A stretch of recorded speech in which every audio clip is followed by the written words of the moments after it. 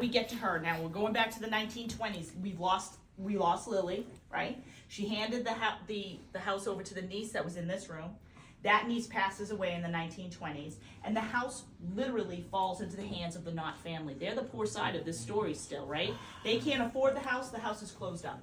For 30 years it sat empty while the congregation next door actually helped support the house, pay the taxes, keep the heat on, right? And it was always heated, which is one of the reasons why the house is in the condition it's in today.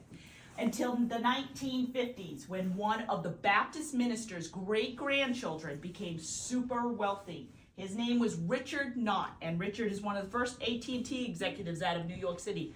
Loads of money. Doesn't necessarily love Maine, but he decides to support the house in order to relieve the congregation of the burden of the house. Nice. And in 1953, his baby sister comes to him, who's never married and never had children, and says to her brother, hey, you know that house that you have and been supporting in Kennebunkport, Maine? I love that place. Can I go live in it? And he says, why, of course you can.